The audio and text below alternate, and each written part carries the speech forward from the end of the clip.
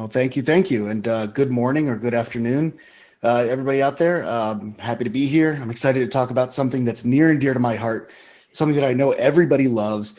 Makes pen testers, red teamers sit at the edge of their seat and jump for joy. It is the common vulnerability scoring system. I don't have any real-time feedback, so I assume everybody is jumping up and down and super excited and cheering and applauding because this is such a super exciting topic, right? No, okay. Right, I get it. We'll try and make it fun though. But a little bit about me before we begin. My name is Alex Hoffman, or RedWedgeX. I'm a pen tester, red teamer at Viasat, ham radio enthusiast. I'm a father, a D&D player, dungeon master, 15-year U.S. Army vet. I'm on the staff at CactusCon and admin at the VetCon Discord. And if I do say so myself, an all-around great guy. I'm going to go ahead and throw out the obligatory presentation and opinions are my own and have not been approved or vetted by my not been approved or vetted by my employer. All right, so let's get into the common vulnerability scoring system. The common vulnerability scoring system is a free and open industry standard that's designed to measure the severity of a vulnerability and take into account risk. It's currently on version 3.1, but it was originally released in 2005. It's a tool that's useful for security professionals, InfoSec people, pen testers, red teamers, blue teamers, even sysadmins, network administrators. I'm going to teach you why today, because it really is a great tool, and it's more than you probably realize when you think about CVSS. As a pen tester, I use CVSS to provide accurate, measurable findings to my customers. As a defender, use it to understand risk as it applies to your environment, triage important findings. As a system administrator or network administrator, you can use it to prioritize patching or understand ways to reduce residual risk using the temporal and environmental scoring that we'll talk about later. Through the talk, I'll be using the screenshots from the calculator, the CVSS calculator on first.org. I'll throw a link up at the end, but feel free to just Google if you want to follow along, CVSS 3.1 calculator. So when you think of CVSS, I'm sure everybody in the room thinks about these things. These are called qualitative severity rankings, and that's the low, medium, high, critical findings. You've probably seen these on the top of every pen test report or security center findings and expose findings, along with the CVSS score of 0 to 10. What's important to know is there's more to it than just that. The qualitative severity rankings are great because they look awesome on the top of an executive summary. They brief well in slides to leadership, but there's more to CVSS than just the number. And just taking into account the number, if I tell you something's a 9.6 critical, that sounds bad, but it doesn't really give you an understanding of why it sounds bad. So the most important part about CVSS is the CVS vector string. So the vector string looks like this, and this is a line that tells you everything you need to know about that vulnerability, why it's bad for you, and how can it affect you more so than just that 9.8 number. Like I said, it's a text representation of the severity of the metrics. It's commonly used to record or transfer CVSS metrics in a concise form. What's cool about this is you can actually copy that entire string as it is, go to the CVSS calculator, put a pound sign at the end of the URL, paste that in, press enter, and now you've got the calculator loaded with those findings. So it's a standardized way of looking at it. So I was thinking about it. I was playing Dungeons & Dragons at work last year during lunch, and I finished playing and went back to my office and started writing a pen test report. And it dawned on me that this is so similar to a D&D stats block. You know, if I take that same format and put something like that up on the screen, if you're a D&D player, you know what that means, right? You got Dungeons & Dragons, 5th edition, your character's strength, dexterity, constitution, intelligence, wisdom, and charisma. That's a stats block. That's how you play the game. And it dawned on me that CVSS is so similar to that. So what I want to do now is I want to take everybody through let's just say a D&D adventure, but using CVSS as our character sheet. How does that sound? All right, cool. So let's introduce our character. His name is Confluentus. He is a dwarf bard, historian, and capable fighter who travels the realm adventuring and thirsting for knowledge, combat, and a good cup of Java. So I'm going to go ahead and take off my InfoSec presenter hat and put on my Dungeon Master hat and introduce our story so far. Our hero, Confluentus, has wandered the land of Internetia for 15 years. He has traversed the sub-oceanic lightways, the series of elven tubes, and has ventured beyond the stars and back. He has collected vast libraries of knowledge and the monks of the DevOps monastery in the land of Jira have taken him as their foretold champion. But today, he faces his greatest threat yet. He ventures far from home to a place feared by professionals. Today, he encounters the tomb of Zero Day. Confluentus triumphantly storms from room to room, destroying all that stand in his way. He stands tall, uninjured, and undamaged. He feels it. He knows he must be close. The prize will be his. The cloak of invulnerability must be through this last door. He bursts in and finds himself face to face with our villain, Crypto Kid 666. Who is this? We don't know. Could be a chaotic neutral kid just trying to see what he can see.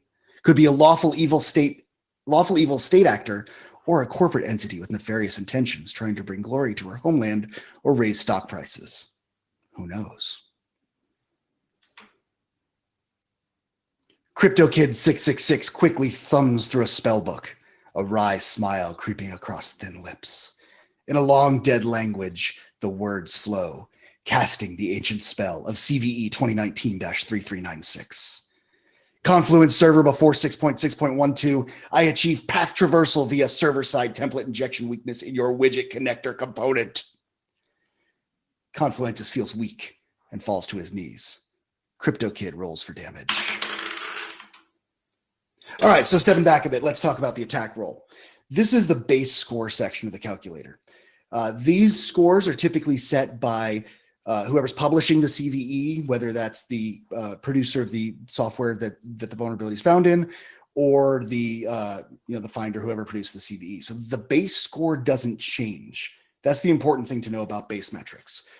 The base score takes the entire vulnerability in a vacuum, doesn't take into account your specific use case, network protections at your corporate level, anything else other than in a base level, this is what the score is. So these, like I said, these are typically set beforehand. So let's talk about some of these specifically. I'm not going to read the entire slide because nobody likes that, but I'm going to use it, to talk about it a little bit.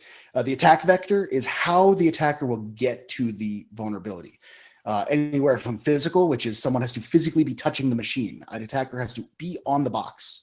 Up to network, which is like a wide area network up to and including the internet. So if it's accessible on the internet, it's a network level attack. Then there's adjacent network and local networks, which break that down further. Attack complexity. These are things beyond the attacker's control that have to exist. So for example, a man in the middle is considered a high complexity attack because it requires a lot of other steps to be able to do. Additionally, another great example is when a component in the software has to be configured a certain way or running a certain plugin for the attack to be valued, for that attack to work. That's considered high complexity because the attacker can't control whether or not that plugin is enabled. Privileges required. This is what level the attacker has to have before getting into the box. So when we talk about no privileges required, this is your true remote code execution on a website. You don't need to be logged in. You don't need to be authenticated, anything like that. Low is you have to basically have a user shell or you have to have user access. So things like local privilege escalation are typically low privilege required. High privilege required. Typically things like administrator root credentials are required before you can exploit this vulnerability. User interaction, the requirement that a user does something other than the attacker. So if there is something that needs to be clicked on or opened or run by a user who is not the attacker, that's user interaction required. Otherwise, it's none. Scope is one of the more convoluted ones, the harder ones to understand in these metrics. The scope is whether is changed or unchanged based on if one component impacts resources in a different component beyond its security scope. So when you think of scope change in a pen test world, you typically think, well, I attacked this box, I have a shell on this box, and this box now gives me access to another network. That's a scope change. Not really in CVSS world. Scope change, you have to take into account the single security authority. So you think about an Active Directory domain. If you own an Active Directory controller, you own that entire security authority. But if you use those creds to pwn every box in that network, it's not a change in scope because you have not changed security scopes. A good example of this working when it would be changed is something like a cross-site scripting attack, where the target of the attack, the vulnerable component is the web server, but the target is the user who visits the site or clicks a link. That's a scope change because you've moved from attacking a web server to attacking a user who is not controlled by that web server. I hope that makes sense. It's this is the one that gets most people tripped up. And then impact metrics. I'm not going to delve too much in depth on this because InfoSec people, we know what confidentiality, integrity, availability is. But this is the impact of those. Does it impact confidentiality, integrity, availability, high, low, or none?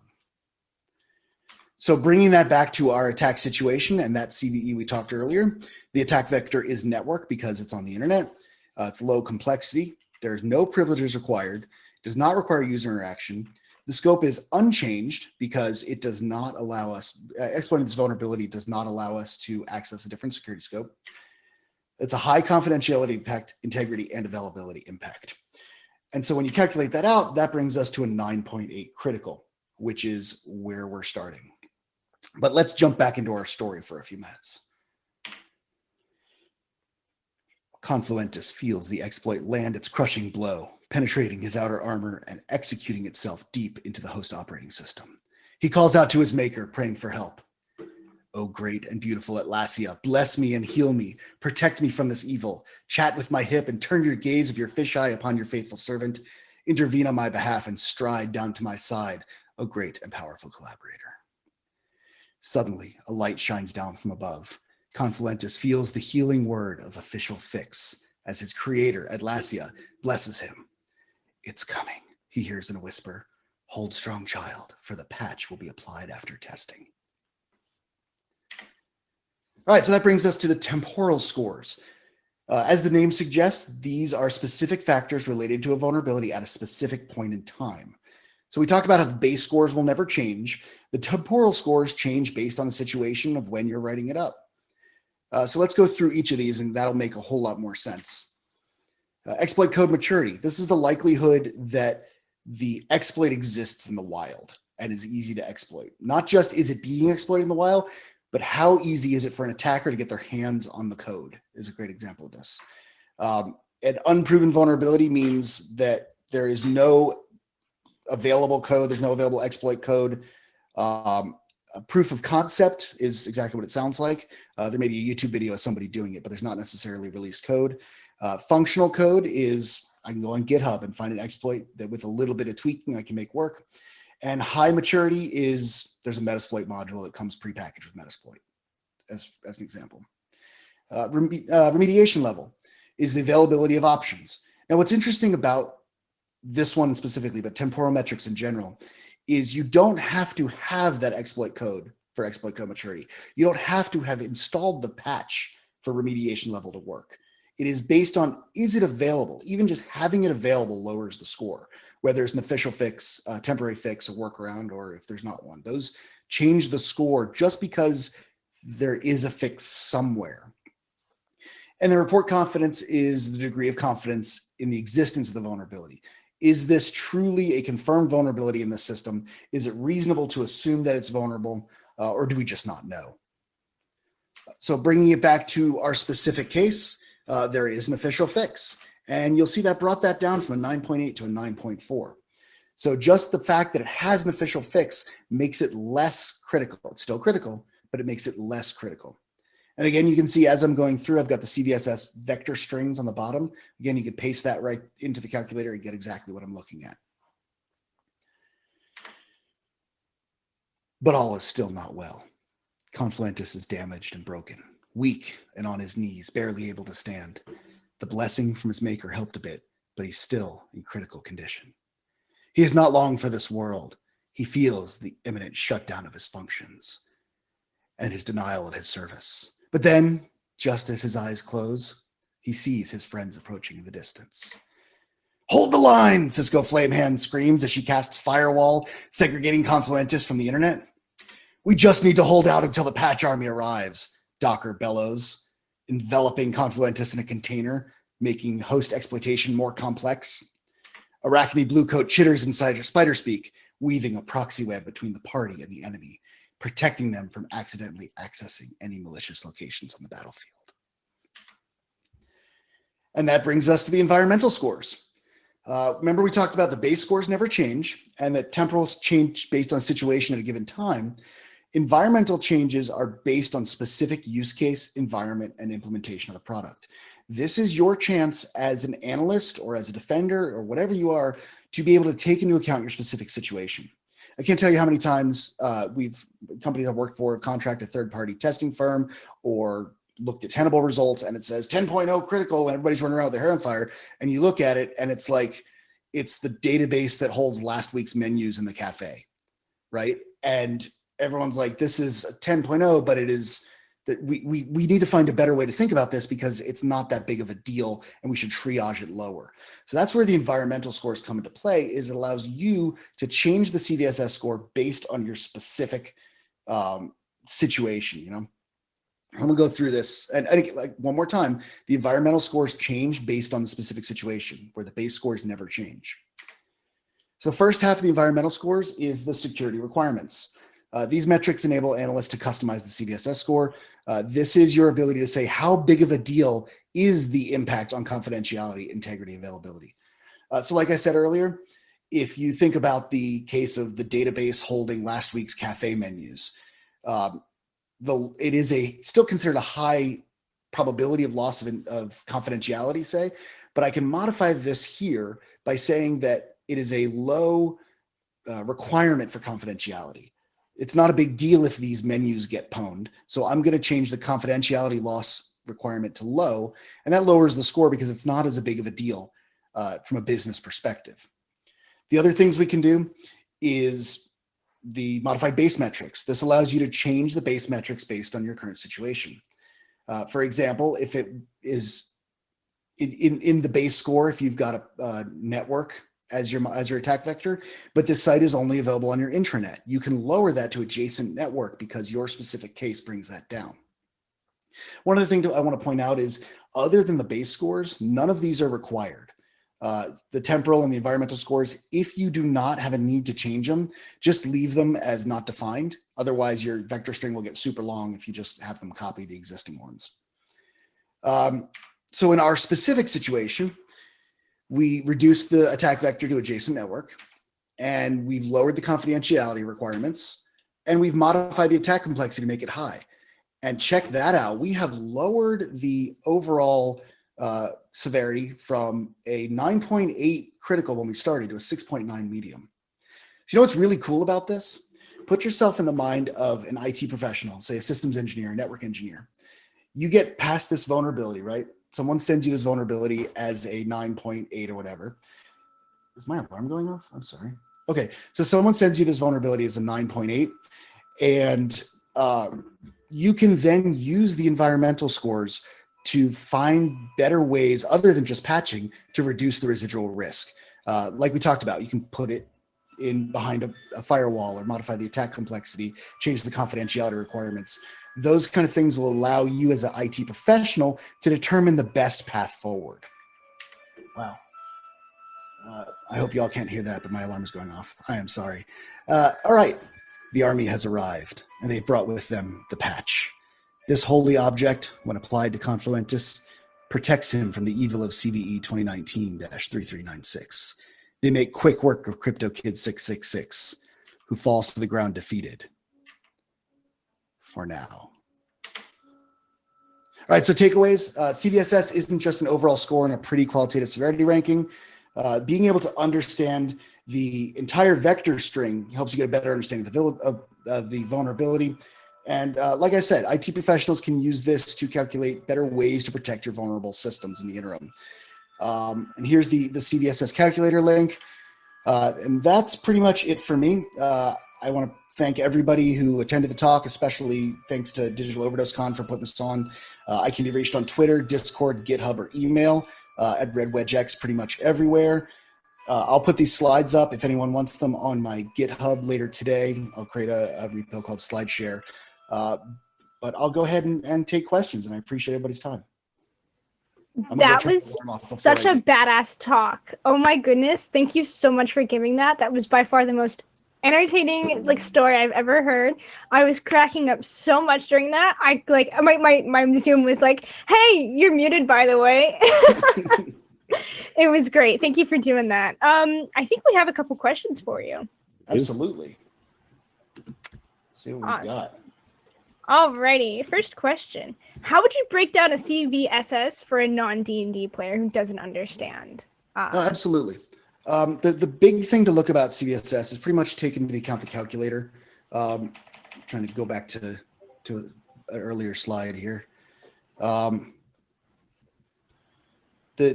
The vector string really is the important thing. And if you put this side by side up against like looking at the calculator, you can really see that when you learn to read this, scope unchanged, attack vector network, attack complexity low, privileges required high, user interaction none. If you can read the CVS vector string, then you get a better understanding of the vulnerability itself.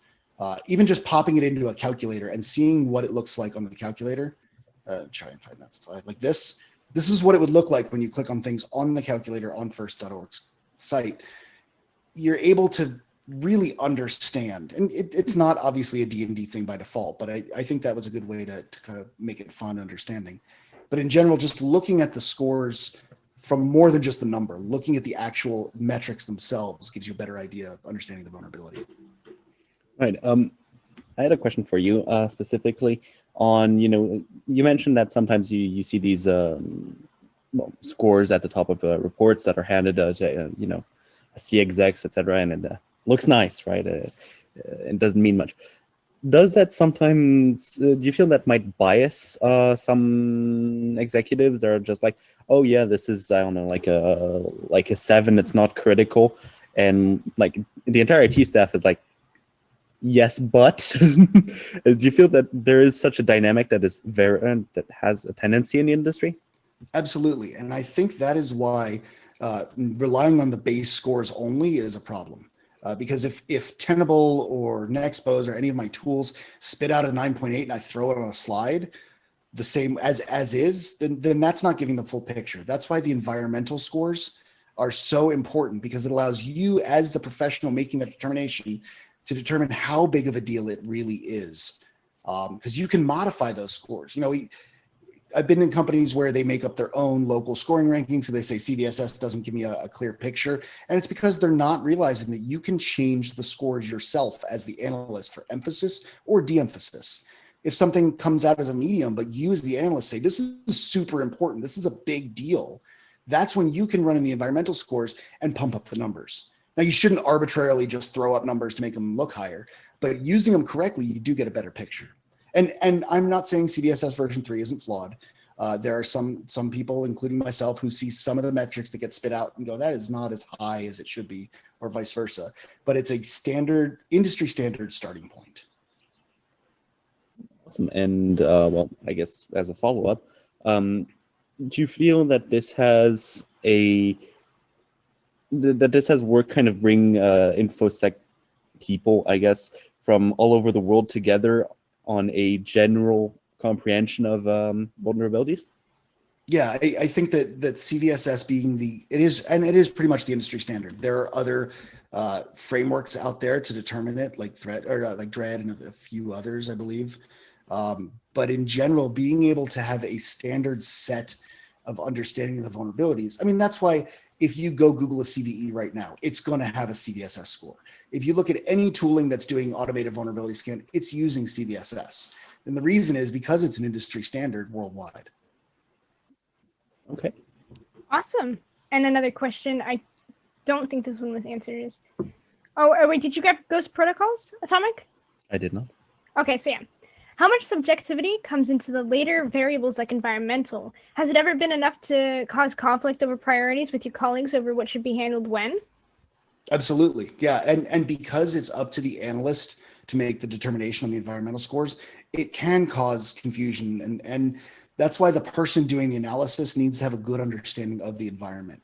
If you bring in a third-party pen test firm and they do a quick pen test and then give you your scores, that's where instead of just briefing their report, somebody inside the company who has a detailed understanding needs to be able to say, this is this is this because, and add the environmental scores. Don't always rely on your testers to add the environmental scores.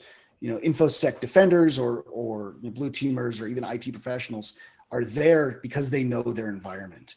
And being able to have those people have input on the environmental scores makes it more of a holistic approach and more accurate.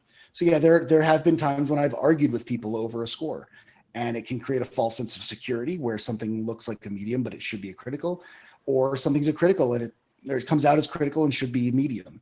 And that's really where the analysis work happens. I talk a lot in my job about automated tools and automated tools and report generation and things that spit out reports are great. But if you use a tool like Faraday, and I'm not talking about Faraday, I use it and I love it, but it's just going to create a report of the findings. It's not going to do the analysis for you. And maybe that's another talk up there for is actually how to analyze the finding. But the analysis is so important and so overlooked when all you're doing is spitting out the name of a CVE, the QSR, and step-by-step walkthrough. Really understanding what the vulnerability is super important. Awesome. Yeah, do we have anything else? Thank you so much. No, I think that was the last question. We really appreciate you taking your time to come and present this for us. It was so much fun. I loved it. I think you've had nothing but great feedback coming in. So good job. Thank you for such an entertaining and informative presentation today. Happy to be here, and thanks for putting this on. Of course. Thanks for coming on. Yeah.